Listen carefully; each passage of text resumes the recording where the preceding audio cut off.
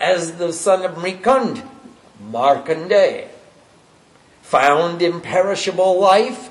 May we be reunited with life and blessed with 100 autumns. Remember the story of Markandeya Rishi. He was an old ascetic doing tapasya for many years. He called upon Shiva, and finally Shiva gave him darshan. Shiva said, "What do you want?" And he said, "I want a son who can continue my lineage."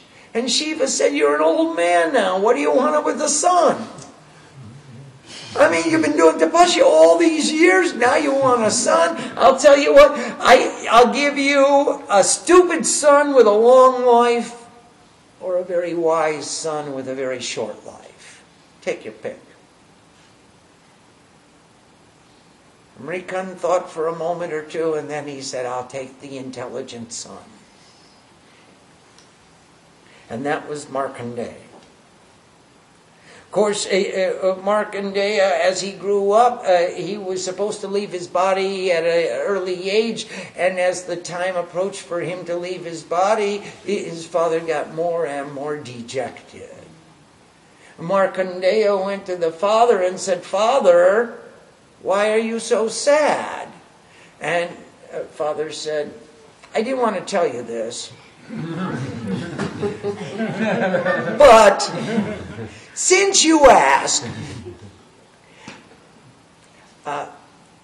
Shiva said I could have a stupid son with a long life or a smart son with a short life. I chose the smart son, and you're him.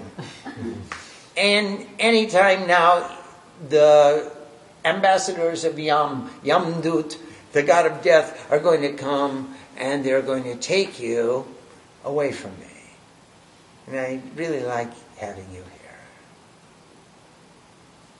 And Markandeya said, "Dad, no reason to be dejected. Shiva's the one who gave you the boon. Let me propitiate Shiva and see if he'll give me a boon too."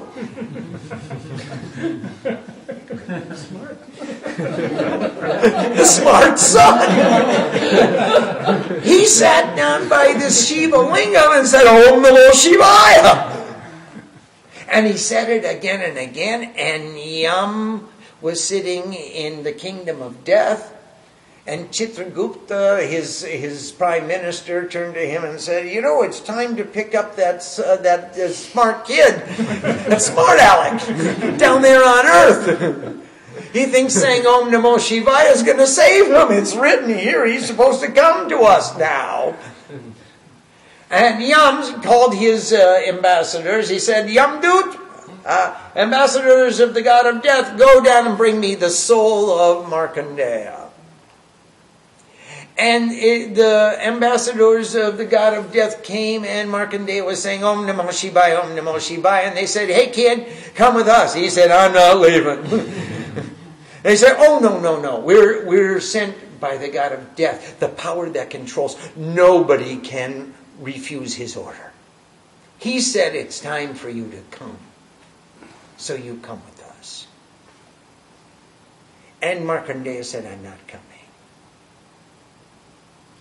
And the ambassadors from the god of death said, "If you don't come with us peacefully, we're going to take you by force."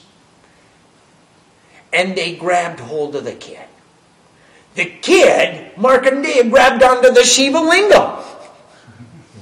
And pull as they tried, they couldn't break him free from the Shiva lingam. He was holding onto that Shiva lingam, and they were pulling and pulling and pulling. And finally Shiva came and said, "You better leave him alone. Let him stay. I'm giving him imperishable life. I'm blessing him with Mahan Mrityunjay, victory over the great death. You go back and tell Yam, the god of death, I said he can stay."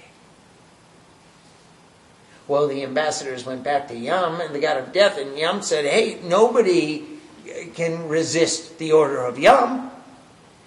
But if it's Shiva's order, I guess he has to stay." So then, of course, Markandeya went on to expound the Markandeya Purana, from which comes our Chandipat. He was the first seer of the Mahamrityunjaya mantra. So in the same way that he found imperishable life, may we be united with life and blessed with 100 autumns. That means 100 years. Hey, it's autumn now. And every time autumn comes around, we can count another year.